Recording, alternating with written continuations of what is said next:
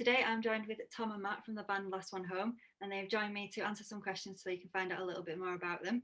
So would you like to introduce yourselves? Yeah, well, I'm Tom. I do the singing and the guitaring in the band. I'm Matt. I play the drums, do a bit of singing, and Harry sadly can't be with us today, so he plays bass and sings as well. So yeah. Meet you both, and thanks for giving up your time for being on my channel. Thank you for having us. Yeah, thank you. So how would you describe the music you create? We were having this discussion earlier. Like, we kind of take influence from so many different places and so many different artists that the sound's constantly developing as well. We started off really kind of rock driven back when the band first started years ago, and it's kind of had more pop influence over the time, and then now we're kind of gaining some kind of synth pop influence as well, and it all kind of mushes into one, and we get this kind of big anthemic pop rock sound. So yeah. Sounds good. So you recently just released an alternative version of You Don't Have to Hold On. Would you like to tell us about the song? Yeah, sure. So it was originally I suppose it was a rock pop track, wasn't it really? Had some like punk influences as well. So we wanted to take something like that and sort of give it a completely new spin, give it electronic, distorted kind of atmosphere to it, as a sort of prelude to some future releases. And like a lot of the people that have heard it before, you know, are used to hearing it live in that kind of capacity, and then so it's a completely different sound that we went for that one. Yeah, it was a lot of fun making it, actually. It's good. Yeah. So at the beginning of March, BBC Music Introducing played You Don't Have to Hold On. What was that experience like for you? That was yeah, it was amazing. It's great to know that you kind of have the people on your local radio station supporting you as you come up, and we've only ever been played a couple of times on BBC Introducing before, so it's great to know that they still listen to us and they still take everything we do into account. And there's nothing better than hearing yourself on the airwaves. It's amazing. But it's like great to hear it back as well, isn't it? It's a good experience, and hopefully you get to experience more of those as well. So what would be what would be your dream venue to play a gig at, and why? Oof, it's a big question. It's a weird question because on one hand you want to say, you know, like Glastonbury, main stage, O2 Academy, all this kind of stuff. But on the other hand, like sometimes the best shows are the ones where the crowd are just super good in like a really intimate, you know, small underground venue or something. So to me, it's like it's more about the crowd, and yeah, if we've like connected with people that night, that's like more of a big deal than where it is. Although I've got to say, like, you know, if you get a really good sound somewhere or something, you know, things just go really well. That's a good night too, you know. So that's more likely to happen in a professional venue, I suppose. That's not to say we wouldn't turn down Glastonbury headline show festival though. So you know, if they are listening, then yeah, we're up for it. We're ready already. Obviously, yeah. So what's been your favourite memory today in your music career? Favorite memory. I absolutely loved when we turned up to play a show in Southampton, and we didn't really expect anyone to know our music or anything like that, and it turned out like that quite a lot of them did, and you saw all these people that we just didn't expect, and that we'd never met before, singing along to lyrics we've written, and it was just absolutely crazy. That kind of feeling is why we do it. So to have that in somewhere that's absolutely nowhere near where we're from, and it was only kind of the second time we toured as well. So yeah, absolutely incredible. That's mine anyway. Yeah, same, to be honest. It's like any time that people like reach out to you and say that they've traveled from like a really big distance, you know, and like made the time to come and see you, yeah, from really far away, and you know that they've connected with your lyrics or your song in some way, they're like the best moments, really, to be honest. So yeah. So on the flip side of that, what's been your least favourite memory? I'm quite new comparatively to the band, so I've only played like one tour with these guys, but like we had some interesting technical experiences, didn't we? In a couple of Mm. locations. Do you want to go into that, Tom?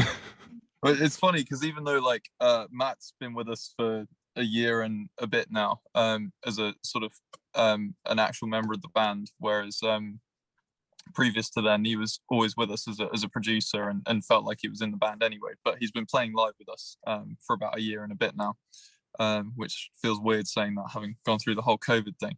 But the reason I'm bringing that up is because despite being like relatively new compared to us, we still have the same worst memory of a gig, and the whole band is just in agreement on this one time where we were on tour and the sound engineer set up the headline band's show and then left, and we didn't realize this, and we turned up for our sound check and plugged everything in. It was all going fine, and it turned out the guy who ended up doing the sound knew absolutely nothing about sound engineering at all, and I had to sort of grab a really long cable, and I was kind of engineering us from the front on a mixing desk that none of us really knew at all, and we were learning, and I think Matt was googling some stuff at the time to try and work out how to route some channels, and it was just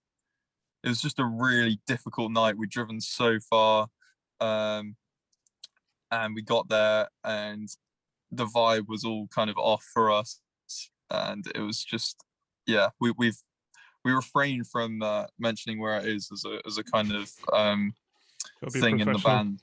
Yeah, well, professional, and also we don't bring it up because otherwise we just get really depressed, really sad. Yeah.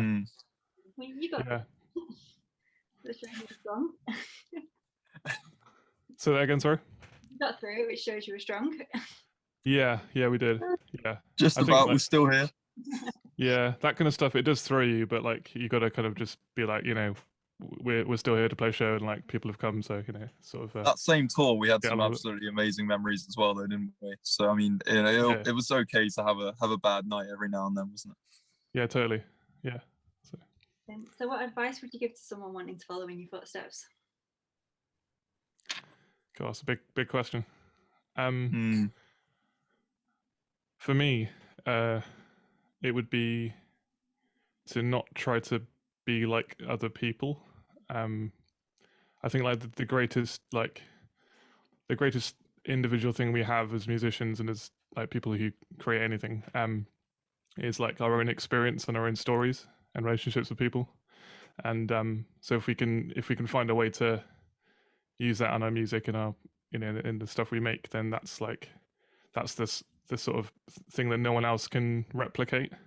So if you're constantly trying to emulate other people or try to sound a certain way or, you know, look a certain way or whatever, then I think that's probably what I would have told myself, you know, like age 14 or whatever. So yeah. Good advice. I'd probably say that you just got to keep going, because it's taken us so long to be at a point where we can go out on tour, even though it's always been the dream from age 14, 15. But we're now finally doing it, and when you're doing it, it just feels absolutely surreal. And yeah, if we'd given up, which at many times you do think of doing, we wouldn't have done any of that. And I'm so glad we did. Yeah. Great piece of advice there. So finally, what's next for you? Well, we've got quite some exciting stuff actually. We've got a video coming out really soon for a new single. It'll be out as a single first at the end of May, isn't it, Tom? We decided. Yeah. Yeah. And just confirming that. And yeah, we shot a music video in Bristol for it before, I think it was like before second lockdown or something. And that was a lot of fun. And so that's going to be coming out at the same time. And we've also got some merch coming out as well. We've got a new t-shirt line, so that's really exciting. Yeah, I'll stop talking now, Tom. You can do the rest. We've also got we got a couple of festivals lined up in summer. We've got we'll have a tour lined up for October, providing COVID doesn't start running around again. And yeah, we've got tons of new music as well on the way. We've used the time to record. We're in the studio a couple days ago, and we tracked 11 songs worth of drums. So yeah, Matt's a bit achy now, but we did it. And I'm fine. and yeah, so fine. tons of stuff to it's when you just like, I'm fine, and then collapse.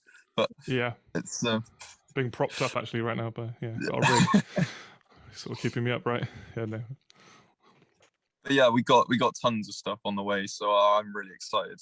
Despite COVID, for what we have to show everyone in the rest of the year. That's great. I'm looking forward to hearing new music as well. Thank you. Yeah. Well, thank you, Tom and Matt, for joining me on my channel. It's been great to chat with you both. And if anyone would like to check out Last One Home's music, I'll leave all the links in the description below for you. But thanks very much. Thanks for having us. Awesome.